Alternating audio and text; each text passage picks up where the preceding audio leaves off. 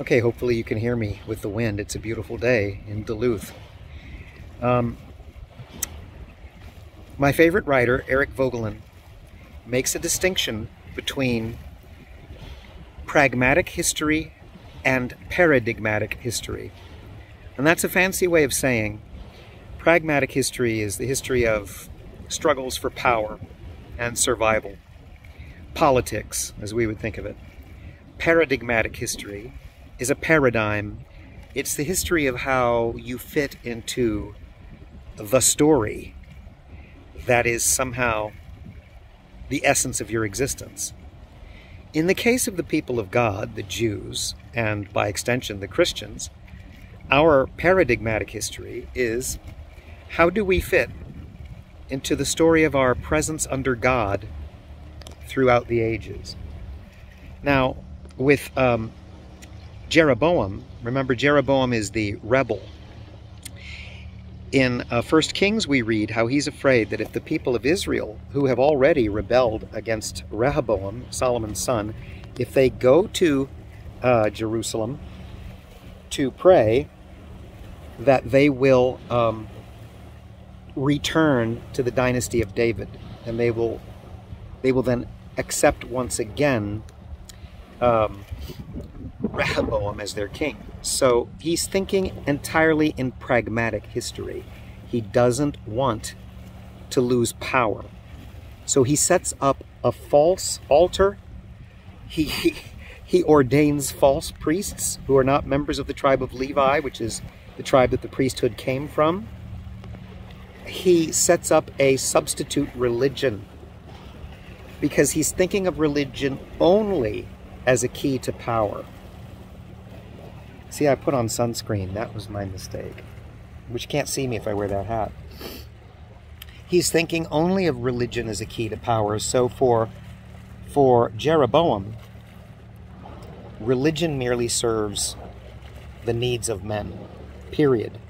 Religion is man-made. It is not from God. And so he sets up his own. He makes his own. For the northern tribes, the 10 tribes that he will have following him. We then read in the Psalm about how people do this, how they are given over to sin. And then we read as well in Daniel that even Darius, Nebuchadnezzar, remember, is gone at this point. And Daniel is now in exile under Darius, who is a Mede.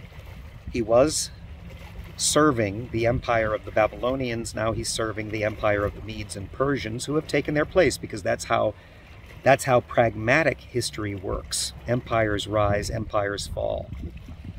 What are those lines from Hamilton? It's from the King's Song. Empires rise, empires fall. Anyway, Darius is caught in pragmatic history. He has issued a decree that he cannot get out of.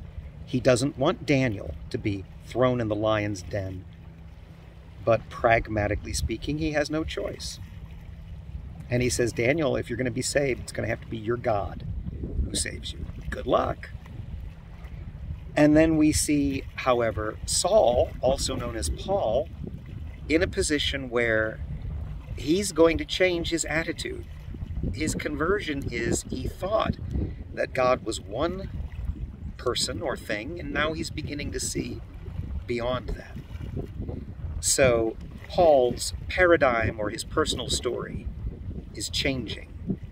And when he is baptized, scales fall from his eyes, which indicates both that he's beginning to see again, for he's been blinded since he saw Jesus on the road to Damascus, literally, but he's also realizing that metaphorically the scales are falling from his eyes, and he's no longer blind to the true God and to the true religion that comes from God. Anyway, those are my reflections. I've got to do more work, and I'm going to do it sitting right here on the rocks in Duluth. More tomorrow, God willing.